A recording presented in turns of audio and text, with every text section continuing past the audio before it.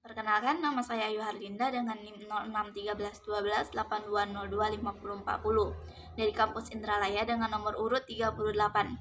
Saya dari kelompok 7 dengan materi yang membahas tentang Pancasila sebagai ideologi negara. Di sini saya akan mengomentari tentang materi tersebut.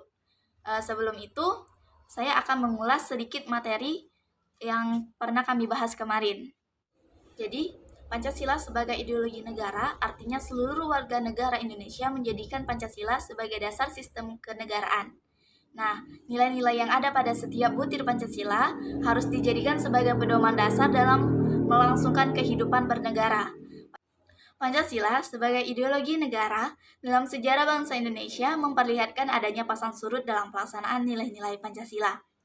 Bisa dilihat pada masa pemerintahan Presiden Megawati, yang mana tidak mencantumkan pendidikan Pancasila sebagai mata pelajaran wajib dari tingkat sekolah dasar sampai perguruan tinggi.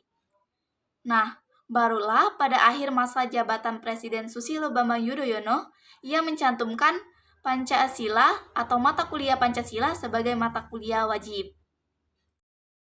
Sebagai warga negara, kita perlu memahami kedudukan Pancasila sebagai ideologi negara, karena ideologi Pancasila menghadapi berbagai macam tantangan, seperti tantangan dari ideologi dunia dalam kebudayaan global.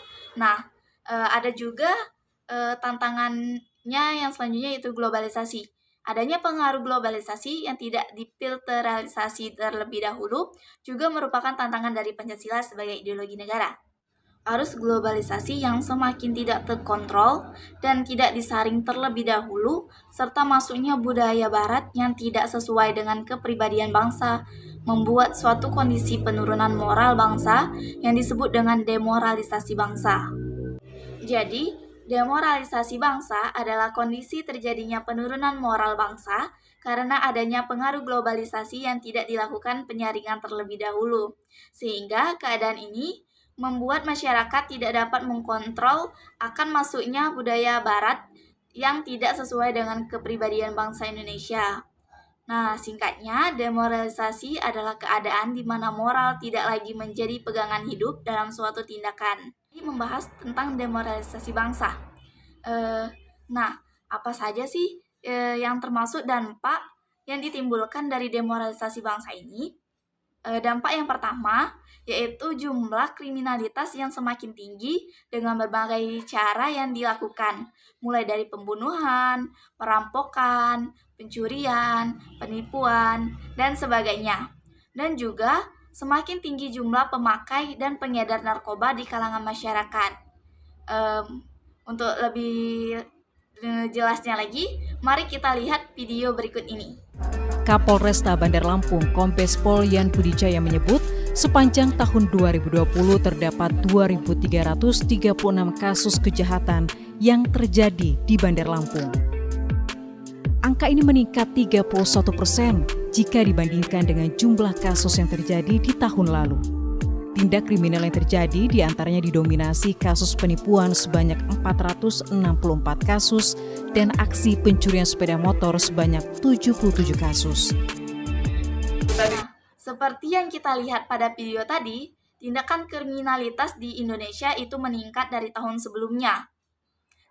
Di video tadi merupakan tindakan kriminalitas yang ada di daerah Lampung atau di Bandar Lampung. Dampak demoralisasi yang kedua, yaitu menyebabkan kerusuhan yang bersifat anarkis, seperti merusak fasilitas umum, membakar tempat-tempat tertentu, dan tindakan anarkis lainnya. Dampak demoralisasi yang ketiga, yaitu semakin meluasnya proses terjadinya konflik sosial, baik secara vertikal maupun horizontal. Dampak yang keempat, yaitu tindakan korupsi semakin meningkat. Bisa dilihat pada video berikut ini. Wilayah paling tinggi kasus korupsi berada di pemerintah pusat dengan 359 kasus. Hal ini diungkap Ketua KPK ketika acara diskusi interaktif dengan gubernur se-Indonesia yang dilakukan secara daring.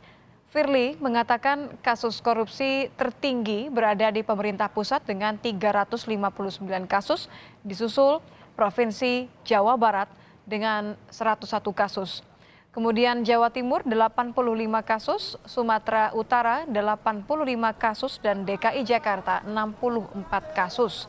Sepanjang 2004 hingga 2019, KPK menurut Firly telah menjerat lebih dari 1.152 orang sebagai tersangka kasus korupsi. Kita bisa lihat daerah-daerah mana saja yang sering rentan terjadi korupsi. Bisa dilihat ya, di DKI Jakarta, Sumatera Utara, Jawa Timur, Jawa Barat, Riau dan Kepulauan Riau, Jawa Tengah, Lampung, Banten. Nah, selebihnya ini ada 22, Sumatera Selatan, Bengkulu, Kaltim, dan Papua.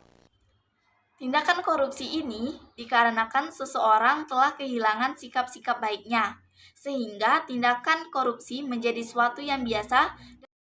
Dampak demoralisasi yang kelima, yaitu meningkatnya pergaulan bebas di kalangan masyarakat, yang sudah melupakan nilai-nilai maupun norma-norma yang berlaku di lingkungan masyarakat itu sendiri. Nah, jika dampak dari demoralisasi ini atau penurunan moral di masyarakat ini tidak segera teratasi, dikhawatirkan akan mengakibatkan sesuatu yang lebih buruk dari dampak tersebut, yaitu kondisi di mana moral-moral akan mengalami kerusakan yang sangat parah. Oleh karena itu, menurut saya, salah satu cara untuk mengatasi demoralisasi bangsa yaitu dengan mempelajari, kemudian mengamalkan Pancasila sebagai ideologi negara, dan juga mengamalkan nilai-nilai yang ada pada setiap butir-butir Pancasila. Pancasila sebagai ideologi negara berperan sebagai penuntun warga negara. Artinya, setiap perilaku warga negara harus didasarkan pada preskripsi moral. Contohnya, kasus narkoba yang merebak di kalangan generasi muda, menunjukkan bahwa preskripsi moral ideologi belum disadari kehadirannya. Oleh karena itu, pentingnya mempelajari Pancasila sebagai ideologi negara, yang mana Pancasila sebagai norma penuntun yang lebih jelas, baik dalam bentuk persuasif maupun imbauan. Pancasila sebagai ideologi negara juga berperan sebagai penolakan terhadap nilai-nilai yang tidak sesuai dengan sila-sila Pancasila, yang berarti kita dapat menyaring pengaruh dari globalisasi melalui Pancasila.